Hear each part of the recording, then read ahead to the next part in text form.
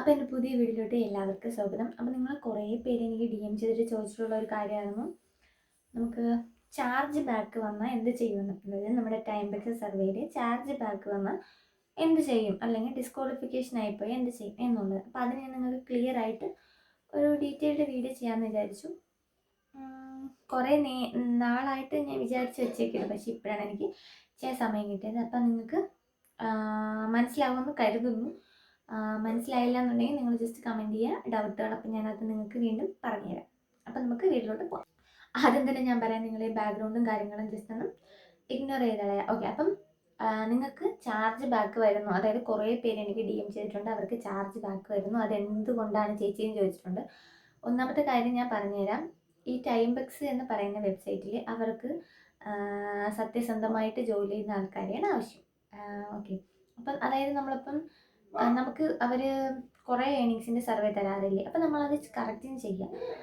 നിങ്ങൾ ചെയ്യുമ്പോൾ സ്പീഡ് കൂട്ടി ചെയ്യാണ്ടിരിക്കുക. സ്പീഡ് കൂട്ടി ചെയ്യുകയാണെന്നുണ്ടെങ്കിൽ ചില ഇതിലവർ നമുക്ക് സർവേ തന്നിട്ട് അത് ഒരാഴ്ച കഴിഞ്ഞിട്ടായിരിക്കും ചിലപ്പോൾ അവർ വാല്യൂ ചെയ്തല്ല അവർ അനലൈസ് ചെയ്ത് നോക്കണത്. അപ്പം അങ്ങനെ അനലൈസ് ചെയ്ത് നോക്കുമ്പോഴത്തേക്കും നമ്മുടെ ആൻസർ തെറ്റാണെന്നുണ്ടെങ്കിൽ അവർ തന്ന പൈസ തിരിച്ചു മേടിക്കും. അതാണ് സംഭവം. അതിപ്പം എങ്ങനെയാണെന്ന് വെച്ചാൽ, ഇപ്പം ഇപ്പോൾ ഒരു സർവേ എനിക്കൊരു $2 സർവേ വന്നു എന്ന് വെച്ചാൽ, അപ്പം ഞാനത് പേരും കാര്യങ്ങളും ഒക്കെ കറക്റ്റിന് കൊടുത്തു. എന്നിട്ടിപ്പം അവർ ചോദിക്കുന്ന ചോദ്യം ഇപ്പം എന്തെങ്കിലും ഒരു സോഫ്റ്റ്വെയറിനെ പറ്റി ചോദിക്കുന്ന ചോദ്യമായിരിക്കാം, അല്ലെങ്കിൽ എന്തെങ്കിലും പ്രൊഡക്റ്റിനെ പറ്റി ചോദിക്കുന്നതായിരിക്കും. അപ്പം നിങ്ങൾ അങ്ങനെ ചോദിക്കുമ്പോഴത്തേക്കും നിങ്ങൾ ജസ്റ്റ് പെട്ടെന്ന് സ്പീഡ് കൂട്ടി ചെയ്യാറില്ലേ. അപ്പം സ്പീഡ് കൂട്ടി ചെയ്താലും എന്താ പറയുക, സ്പീഡ് നിങ്ങൾ കൂട്ടി ചെയ്യില്ല. അപ്പം സ്പീഡ് കൂട്ടി ചെയ്താലും നിങ്ങൾക്ക് ആ പൈസ ക്രെഡിറ്റ് ആവും. ക്രെഡിറ്റ് ആയിട്ട് അവർ വാല്യൂ ചെയ്യുമ്പം അവർ പറയുന്നത് 25 മിനിറ്റ് ചെയ്യണമെന്നായിരിക്കും. അപ്പം നിങ്ങൾ 10 മിനിറ്റിലായിരിക്കും ചെയ്തിട്ടുണ്ടാകുന്ന. അപ്പം തന്നെ അവരത് ഒരാഴ്ച കഴിഞ്ഞ് വാല്യൂ ചെയ്യുമ്പോഴത്തേക്ക് നിങ്ങൾ ചെയ്തത് തെറ്റാണെന്ന് അവർക്ക് മനസ്സിലായിട്ട് അവർ നിങ്ങൾക്ക് തന്ന പൈസ ബാക്ക് മേടിക്കും. ഇങ്ങനെ സംഭവിക്കുന്നത് എന്താണെന്ന് വെച്ചാൽ, ഞാൻ ഇടുന്ന വീഡിയോസ് കറക്റ്റായിട്ട് വാച്ച് ചെയ്യാം. ഒരു കാര്യം ഞാൻ പറഞ്ഞുതരാം. ഇപ്പം നമ്മൾ ഏതൊരു ജോലിയിലായാലും നമ്മുടെ ആത്മാർത്ഥമായിട്ട് വർക്ക് ചെയ്തില്ല എന്നുണ്ടെങ്കിൽ നമുക്ക് ചാർജ് ബാക്ക് വരും. അപ്പം ചാർജ് ബാക്ക് വരാതിരിക്കാൻ എന്തൊക്കെ ചെയ്യാമെന്ന് ഞാൻ പറഞ്ഞുതരാം. ആദ്യം നമുക്ക് വരുന്നത്, നിങ്ങൾ വരാതിരിക്കാൻ വേണ്ടിയിട്ട്, ഇപ്പോൾ ഒരു സർവേ 25 മിനിറ്റുള്ള സർവേ ആണ് നിങ്ങൾക്ക് തരുന്നതെന്നുണ്ടെങ്കിൽ നിങ്ങൾ ആ 25 മിനിറ്റിൽ ഒരു 20 മിനിറ്റെങ്കിലും എടുത്തിട്ട് സർവേ ചെയ്യുക. അതായത് ഇപ്പം ഒരു ക്വസ്റ്റ്യൻ, അങ്ങനെ 10 ക്വസ്റ്റ്യൻ ചോദിക്കുമ്പോൾ ഒരു ക്വസ്റ്റ്യൻ ചോദിക്കുമ്പോൾ ജസ്റ്റ് ഒരു 3 സെക്കൻഡെങ്കിലും അത് വായിച്ച് നോക്കുക. വായിച്ച് നോക്കിയിട്ട് എന്താണ് അവർ ചോദിക്കുന്നത് എന്ന് നിങ്ങൾ അറിഞ്ഞിട്ട് മാത്രമേ നിങ്ങളതിൽ ഉത്തരത്തിൽ ക്ലിക്ക് ചെയ്യാവൂ. അല്ലാന്നുണ്ടെന്നുണ്ടെങ്കിൽ ചിലപ്പോൾ അവർ വാല്യൂ ചെയ്യുമ്പോൾ നമുക്ക് തെറ്റായിരിക്കും. പിന്നെ അതിൻ്റെ ഇടയിൽ അവർ ട്രാപ്പ് ക്വസ്റ്റ്യൻസ് വെച്ചിരിക്കും. ഇപ്പോൾ പ്ലീസ് സെലക്ട് 2 എന്നായിരിക്കും കൊടുത്തിരിക്കുന്നത്. നമ്മൾ സ്പീഡിന് ചെയ്തു പോകുമ്പോൾ നമ്മൾ സെലക്ട് ചെയ്യുന്നത് 5, 6, 7 ഒക്കെ നമ്മൾ ഇഷ്ടത്തിന് സെലക്ട് ചെയ്ത് പോകാം. അപ്പം അങ്ങനെയും നമുക്ക് ഡിസ്ക്വാളിഫിക്കേഷൻ കിട്ടും.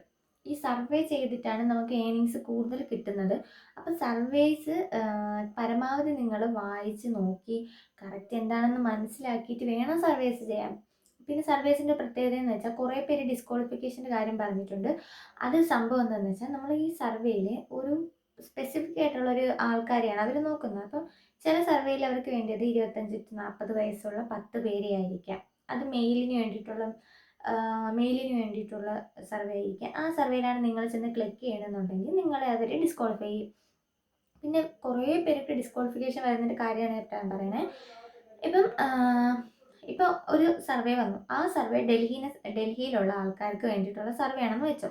അപ്പം നിങ്ങൾ ആ സർവേയിൽ ചെന്ന് ക്ലിക്ക് ചെയ്തിട്ട് ഞാൻ പറഞ്ഞിട്ടില്ലേ, പ്രൊഫൈൽ ക്വസ്റ്റ്യൻസ് അവർ കുറച്ച് ചോദിക്കുക. നിങ്ങൾ എവിടെ ഉള്ളതാണ്, വയസ്സ് എത്ര ഉണ്ട്, അങ്ങനെ ചോദിക്കുക. അപ്പം അതിൽ നിങ്ങളുടെ പ്രായവും വയസ്സും നിങ്ങൾ എവിടെയാണ് താമസിക്കുന്നത് നിങ്ങൾ കൊടുക്കുമ്പോഴത്തേക്ക് അവർ ഉദ്ദേശിച്ച സ്ഥലത്തും അവർ ഉദ്ദേശിച്ച പ്രായത്തിന് ഇടയിലുള്ള ആൾക്കാരല്ല എന്നുണ്ടെങ്കിൽ നമുക്ക് ഡിസ്ക്വാളിഫിക്കേഷൻ കിട്ടും. അതായത് അവർ ചോദിച്ച ആളെയാണ് വേണ്ടത്, നിങ്ങളെപ്പോലുള്ള ആളെയല്ല വേണ്ടതെന്നിട്ട് അവർ ഡിസ്ക്വാളിഫൈ ചെയ്യും. അതാണ് ഒന്നാമത്തെ കാര്യം. പിന്നെ മനസ്സിലാകാത്തവർക്ക് വേണ്ടിയിട്ടാണ് ഇപ്പം എങ്ങനെ പറയാൻ, ഇപ്പം ഒരു സർവേയിൽ ഇപ്പം 40-45 വയസ്സുള്ള ഫീമെയിലിനെയാണ് ആവശ്യമെന്ന് വെച്ചോ. അപ്പം നിങ്ങൾ ആ സർവേയിൽ ഒരു $2 സർവേ വന്നു. നിങ്ങൾ ആ സർവേ ചെന്ന് കയറിയിട്ട് നിങ്ങളുടെ ഏജ് ചോദിക്കുമ്പോഴത്തേക്ക് 20 to 25 നിങ്ങളുടെ വയസ്സാണ് നിങ്ങൾ കൊടുക്കണം. അപ്പം നിങ്ങൾ വയസ്സ് കൊടുക്കുമ്പോഴത്തേക്കും അവരുദ്ദേശിക്കുന്നത് 40-45 വയസ്സായിരിക്കും. നിങ്ങളുടെ വയസ്സ് 20-25 അല്ലേ. അപ്പോൾ അവർ നിങ്ങളെ സർവേയിലോട്ട് എടുക്കില്ല. അങ്ങനെയാണ് ഡിസ്ക്വാളിഫിക്കേഷൻ കിട്ടുന്നത്. അല്ലാതെ നിങ്ങളെ അവർ പുറത്താക്കി കളയുന്നതല്ല. നിങ്ങൾക്ക് ഇങ്ങനെ ഡിസ്ക്വാളിഫിക്കേഷൻ കിട്ടുമ്പോൾ നിങ്ങൾ വിചാരിക്കും സർവേ നിങ്ങൾക്ക് ഓക്കെ അല്ല എന്ന് പറഞ്ഞിട്ട് നിങ്ങളെല്ലാവരും സർവേ ചെയ്യാതെ നിങ്ങൾക്ക് തോന്നിയ പോലെ ഓരോ സർവേയിലും പ്രൊഫൈൽ ക്വസ്റ്റ്യൻ ചോദിക്കുമ്പോൾ നിങ്ങൾ ഓരോ സമയത്തും നിങ്ങൾ മാറ്റി മാറ്റി നിങ്ങളുടെ ഡീറ്റെയിൽസ് കൊടുക്കുകയാണെന്നുണ്ടെങ്കിൽ നമുക്ക് സർവേയിൽ നിരന്തരം ഡിസ്ക്വാളിഫിക്കേഷൻ കിട്ടും, നമുക്ക് സർവേ കിട്ടത്തില്ല. അതാണ് കാര്യം. അപ്പം നമ്മളിങ്ങനെ മാറ്റി മാറ്റി കൊടുത്താലും സർവേ ഡിസ്ക്വാളിഫിക്കേഷനും കിട്ടും, അതേപോലെ തന്നെ നമുക്ക് ചാർജ് ബാക്കും കിട്ടും.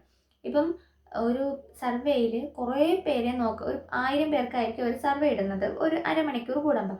ആ സർവേയിൽ നിങ്ങൾ സർവേ ചെയ്ത് നിങ്ങൾക്ക് തോന്നിയ പോലെ ആൻസർ നിങ്ങൾ ചെയ്യുകയാണെന്നുണ്ടെങ്കിൽ അപ്പം തന്നെ നമുക്ക് പൈസ കിട്ടും, അവർ തരുന്ന പൈസ കിട്ടും. അത് കഴിഞ്ഞിട്ട് അവർ ഡിസ്ക്വാളിഫിക്കേഷൻ, അതായത് അവർ വാല്യൂ ചെയ്യുന്നത് ചിലപ്പോൾ 2 മണിക്കൂർ കഴിഞ്ഞിട്ടായിരിക്കും വാല്യൂ ചെയ്യുന്നത്. ആ 2 മണിക്കൂർ കഴിഞ്ഞിട്ട് അവർ വാല്യൂ ചെയ്യുന്ന സമയത്ത് നമ്മൾ പെട്ടെന്നാണോ ടൈപ്പ് ചെയ്ത് പോയത്, അതേപോലെ അവർ ചോദിച്ചതിനുള്ള കറക്റ്റായിട്ടുള്ള ആളാണോ, അല്ലെങ്കിൽ നമ്മൾ പെട്ടെന്ന് ചെയ്തിട്ടുണ്ടോ, അല്ലെങ്കിൽ നമ്മൾ കൊടുത്ത ആൻസർ എല്ലാം കറക്റ്റ് ആണോ എന്ന് അവർ ജസ്റ്റ് വാല്യൂ ചെയ്ത് നോക്കും. ആ നോക്കുന്ന സമയത്ത് നമ്മൾ ചെയ്തിരിക്കുന്ന ആൻസർ നമ്മുടെ ഇഷ്ടത്തിന് തെറ്റായിട്ടാണ് ചെയ്തിട്ടുള്ളതെന്നുണ്ടെങ്കിൽ തീർച്ചയായിട്ടും അവർ നിങ്ങളുടെ അടുത്ത് നിങ്ങൾക്ക് തന്ന പൈസ അവർ തിരിച്ചു തരാൻ പറയും. അങ്ങനെ നമ്മുടെ അക്കൗണ്ടിൽ നിന്ന് അവർ പൈസ എടുക്കും. അതാണ് സത്യം പറഞ്ഞാൽ ചാർജ് ബാക്ക്. അപ്പോൾ ചാർജ് ബാക്ക് വരുമ്പോഴത്തേക്ക് 1, 2, 3 പ്രാവശ്യമൊക്കെ ചാർജ് ബാക്ക് വന്നാൽ കുഴപ്പമില്ല. കുറേ വട്ടം വരുമ്പോഴത്തേക്കും അവർ വിചാരിക്കും നിങ്ങൾ കറക്റ്റിനുള്ള ആൻസേഴ്സ് ഒന്നും തരുന്നില്ല, കറക്റ്റ് ക്വസ്റ്റ്യൻസ് ഒന്നും ചെയ്യുന്നില്ല, പിന്നെ അവർ ചോദിക്കുന്ന പോലെയല്ല നിങ്ങൾ ഉത്തരങ്ങൾ കൊടുത്തിരിക്കുന്നത്, നിങ്ങളുടെ ഇഷ്ടത്തിനാണ്, നിങ്ങൾ സ്പീഡിന് ചോദ്യങ്ങൾ ചെയ്തിട്ടുണ്ട്, അങ്ങനെയൊക്കെ തോന്നുകയാണെന്നുണ്ടെങ്കിൽ ഉറപ്പായിട്ട് നിങ്ങളെ സർവേയിൽ നിന്ന് ബാൻ ചെയ്യും കേട്ടോ. ചാർജ് ബാക്ക് വന്നിട്ട് നിങ്ങളെ സർവേയിൽ നിന്ന് ബാൻ ചെയ്യാൻ ചാൻസ് ഉണ്ട്. അപ്പം ആദ്യമൊക്കെ എനിക്ക് ഇഷ്ടം പോലെ ചാർജ് ബാക്ക് വരുമായിരുന്നു, കാരണം എനിക്കറിയത്തില്ലായിരുന്നു. അതായത് നമ്മളിപ്പം ഓക്കെ എങ്ങനെയാണ് നമുക്ക് ചെയ്യേണ്ടതെന്ന് എനിക്കറിയത്തില്ലായിരുന്നു. അപ്പം നിങ്ങളെപ്പോലെ തന്നെ എനിക്ക് ഒരുപാട് ചാർജ് ബാക്ക് കിട്ടിയിട്ടുണ്ട്. അതുകൊണ്ടാണ് പറയുന്നത്, ചാർജ് ബാക്ക് വരാണ്ടിരിക്കാൻ വേണ്ടിയിട്ട് നിങ്ങൾ കഴിവതും ക്വസ്റ്റ്യൻസ് ജസ്റ്റ് വായിച്ച് നോക്കുക. ഓരോ ക്വസ്റ്റ്യനും വായിച്ച് നോക്കുന്ന സമയം തന്നെ നമുക്ക് 20 മിനിറ്റോളം കഴിയും. ഈ 20 മിനിറ്റ് 25 മിനിറ്റുള്ള സർവേക്കാണ് അവർ ചോദിക്കുന്നത്. നമ്മൾ എത്രത്തോളം അറ്റൻഷൻ കൊടുക്കുന്നുണ്ട് അതിനനുസരിച്ചാണ് നമുക്ക് പൈസ. പിന്നെ കുറേ ക്വസ്റ്റ്യൻസിൽ നമ്മൾ അഭിപ്രായം ടൈപ്പ് ചെയ്യാൻ കാണും. അപ്പോൾ അതൊക്കെ നിങ്ങൾ കറക്റ്റിന് ടൈപ്പ് ചെയ്യാൻ ശ്രമിക്കുക.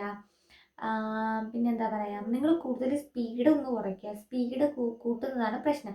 പിന്നെ കുറേ പേര് അപ്പം ഉള്ള ഡൗട്ട് ചോദിക്കുന്നുണ്ട്. അവരുടെ അടുത്തൊരു അഭ്യർത്ഥനയാണ്, എല്ലാ വീഡിയോസും കണ്ടു നോക്കുക. ഞാൻ നിങ്ങളുടെ ഡൗട്ട്സ് അപ്പോഴെപ്പോഴും ക്ലിയർ ചെയ്ത് പോകുന്നുണ്ട്. നിങ്ങൾ എല്ലാ വീഡിയോസും ജസ്റ്റ് ഒന്ന് വാച്ച് ചെയ്ത് നോക്കുക. വാച്ച് ചെയ്ത് നോക്കുമ്പോഴത്തേക്ക് നിങ്ങൾക്ക് മനസ്സിലാവും. എന്നിട്ട് മാത്രം ടൈം ബേസിൽ ചെന്ന് വർക്ക് ചെയ്യുക. പിന്നെ അതേപോലെ തന്നെ ടാസ്കിലും ഇതേപോലെ നിങ്ങൾ കുറേ തെറ്റിച്ചൊക്കെ കാര്യങ്ങൾ ചെയ്യണമെങ്കിൽ ടാസ്കിൽ നിങ്ങളെ ഫ്രോഡാണെന്ന് കരുതിയിട്ട് എന്താ പറയുക, ബ്ലോക്ക് ചെയ്യാനുള്ള ചാൻസ് കൂടുതലാണ്. പിന്നെ 30 ദിവസം കഴിഞ്ഞിട്ട് അവർ നമുക്ക് അത് ഓക്കെ ആക്കി തരത്തുള്ളൂ. അപ്പം സർവേയിലാണ് നിങ്ങൾക്ക് ഏറ്റവും കൂടുതൽ പൈസ കിട്ടുന്നത്. നിങ്ങൾ വിചാരിക്കുന്ന പോലെ സർവേ ഭയങ്കര പാടൊന്നുമല്ല. നോർമലി നമ്മൾ എങ്ങനെയാണ് നമ്മൾ സർവേ ചെയ്യുന്നത്, നമ്മളിപ്പോൾ ഒരാൾ ഇൻ്റർവ്യൂ ചെയ്യുന്നത് എങ്ങനെയാണ്, നമ്മൾ മുഖത്തോട് മുഖം നോക്കി, അത് നേരെ സർവേയിൽ വരുമ്പോൾ നമ്മൾ കുറച്ച് ക്വസ്റ്റ്യൻസ് അവർ ആഡ് ചെയ്ത് തരും, നമ്മൾ അതിന് ഉത്തരം പറയണം. അത് നിങ്ങൾ ഏറ്റവും കൂടുതൽ വേണ്ടത് ഇതിൻ്റെ അകത്ത് ക്ഷമയാണ് വേണ്ടത്. ക്ഷമയോടുകൂടി ശ്രദ്ധിച്ച് വായിച്ച് നിങ്ങൾ ഉത്തരം കൊടുക്കുകയാണെന്നുണ്ടെങ്കിൽ നിങ്ങൾ ഒരിക്കലും ഡിസ്ക്വാളിഫിക്കേഷൻ ആവത്തില്ല. കാരണം ഞാൻ ഡിസ്ക്വാളിഫിക്കേഷൻ ആയതിനു ശേഷം വായിച്ച് നോക്കിയിട്ടാണ് ചെയ്യുന്നത്. ഞാൻ ഇതൊരു ഡിസ്ക്വാളിഫിക്കേഷൻ ഒരു 10 എണ്ണത്തിലാവുമെങ്കിലും എനിക്ക് ചാർജ് ബാക്ക് ഇപ്പോൾ വരാറില്ല. കാരണം ഞാൻ കറക്റ്റിന് അവർ ചോദിക്കുന്ന ചോദ്യങ്ങൾക്ക് മാത്രമേ ഉത്തരം കൊടുക്കൂ. അതേപോലെ തന്നെ എനിക്ക് തോന്നിയ ആൻസർ ഞാൻ കൊടുക്കത്തില്ല. നിങ്ങൾ തോന്നിയ ആൻസർ കൊടുത്താലും ചാർജ് ബാക്ക് കിട്ടും. അപ്പം നിങ്ങൾ എന്താ ചെയ്യാം, നിങ്ങൾ ജസ്റ്റ് വായിച്ച് നോക്കാം. ഒരു 30 മിനിറ്റുള്ള സർവേ ആണെന്നുണ്ടെങ്കിൽ ഓരോ ക്വസ്റ്റ്യനും ഒരു 5 സെക്കൻഡ് വായിച്ച് നോക്ക്. ഓക്കെ, വായിച്ച് നോക്കിയിട്ട് ആൻസർ നിങ്ങൾ ചെയ്യാം. അല്ലാന്നുണ്ടെങ്കിൽ sorry to say this guys, നിങ്ങൾക്ക് ചാർജ് ബാക്ക് വരും. അത് കുറേ പേര് എനിക്ക് DM ചെയ്തിട്ടുണ്ട്, ചാർജ് ബാക്ക് വന്ന് ചേച്ചി, പൈസ തിരിച്ച് പോയി ചേച്ചി എന്നൊക്കെ പറഞ്ഞിട്ടുണ്ട്. അത് ഇതുകൊണ്ടാണെടാ, അല്ലാതെ ഒന്നുമല്ല.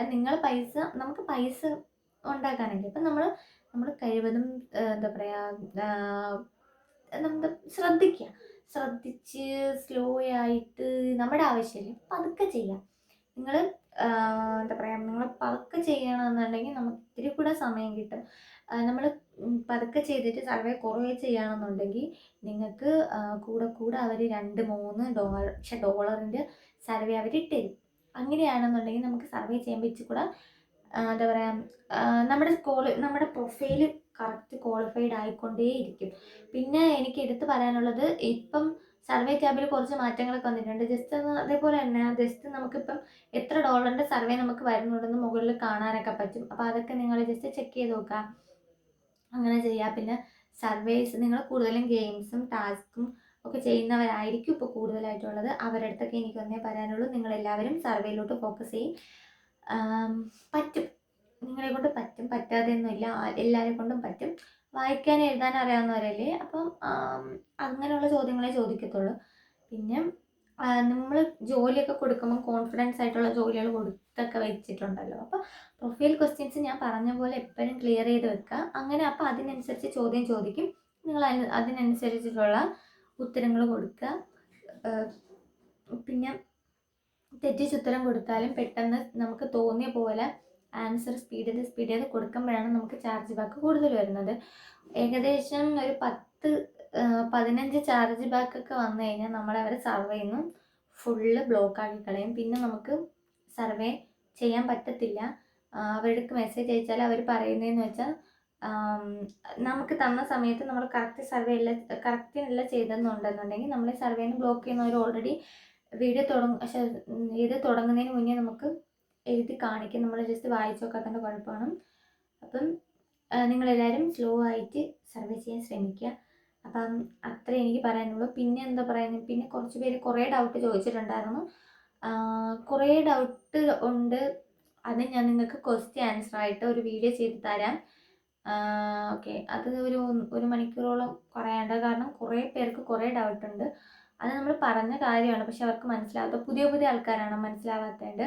അപ്പം അവർക്ക് ഞാൻ ഒറ്റ വീഡിയോ ആയിട്ട് പെട്ടെന്ന് തന്നെ ആ വീഡിയോസ് ഞാൻ എയർ ചെയ്ത് തരാം. അപ്പോൾ നിങ്ങൾക്ക് എത്തിപ്പെടാൻ എളുപ്പമായിരിക്കും. ഓക്കെ, അത് ഞാൻ എയർ ചെയ്ത് തരാം. അപ്പം എന്താ പറയുക, അപ്പോൾ അത്രയേ ഉള്ളൂ. നിങ്ങൾ മാക്സിമം ഫുൾ വീഡിയോ വാച്ച് ചെയ്യുക. അതേപോലെ തന്നെ സർവേ നിങ്ങൾ എന്താ പറയുക സ്പീഡ് കുറച്ച് ചെയ്യുമ്പോൾ നിങ്ങൾക്ക് ഒരുപാട് സർവേ വരും. ട്രസ്റ്റ് ഗൈസ്, പൈസ ഒരുപാട് പേർക്ക് കിട്ടിയെന്ന് മെസ്സേജ് അയച്ചിട്ടുണ്ട്. അപ്പം അവർക്ക് കീപ്പായിട്ട് വർക്ക് ചെയ്ത് പോവുക. പിന്നെ ഞാൻ ഇത്രയും സ്ലോ ആയിട്ട് പറയുന്നതെന്ന് വെച്ചാൽ എൻ്റെ തൊണ്ടയിൽ നിന്ന് വയ്യാത്തതുകൊണ്ടാണ്. അതുകൊണ്ടാണ്. പിന്നെ വീഡിയോ ലാഗാവുന്നത് ഞാൻ പറഞ്ഞിട്ടുണ്ടല്ലോ, കുറച്ച് ഹെൽത്ത് ഇഷ്യൂസും കാര്യങ്ങളായിട്ടാണ്. അപ്പോൾ നിങ്ങൾക്ക് സംശയമുള്ളത് അപ്പം നിങ്ങൾ ചോദിച്ചുകൊണ്ടിരിക്കുക. ഞാൻ എല്ലാവരെയും മെസ്സേജ് കാണുന്നുണ്ട്, കണ്ടിട്ട് ഞാൻ അപ്പം വീഡിയോ ഇടാൻ ശ്രമിക്കും, വീഡിയോ ഇടും. ഓക്കെ, അപ്പം അത്രയേ ഉള്ളൂ. ടാറ്റാ.